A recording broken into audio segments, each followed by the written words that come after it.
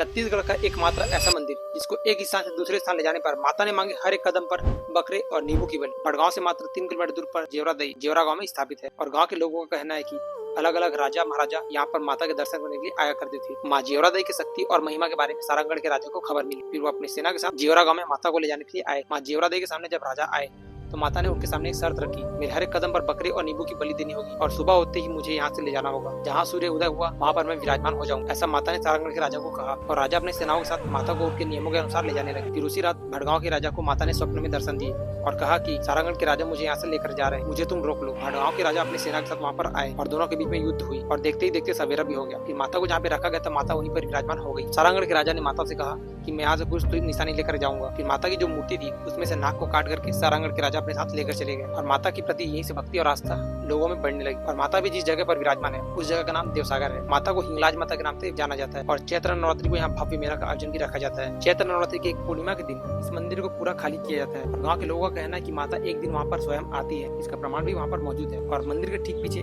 2 गुफा है, एक है वैष्णो देवी का और दूसरा स्वयं माता के भाई का है, जिसको बहुत कम लोग जानते हैं। कहा जाता है कि वहाँ से पूजा करने के बाद बैगा अपने घर वापस लौटा तो उसको ध्यान आया कि उसकी जो कमंडल थी वो वहीं मंदिर के पास छूट गई है। फिर वो अपने एक मित्र को बता करके वहाँ मंदिर वापस जाते हैं उस कमंडल को लेने के लिए। फिर जैसे ही वो लेने के लिए गया तो वो देख करके हक्का पक्का रह गया क्योंकि माता अपने भाई के साथ वहाँ पर खेल रहे थे और माता ने अपने बहनों को आदेश दिया कि उस बैगा को पकड़ के लाओ। उस बैगे को माता ने अपने साथ रख लिया और उसको आशीर्वाद देती है, आज के बाद तू मेरे साथ रहेगा और मेरी सेवा करेगा। कौन कौन इस रियल स्टोरी के बारे में जानते हैं, कौन कौन यहाँ दर्शन करने गए हैं और किसकी किसकी मुरादें यहाँ पर पूरी हुई है, कमेंट बॉक्स पर जरूर बताएं। जय माता दी, जय हिंगलाज माता जरूर लिखिए।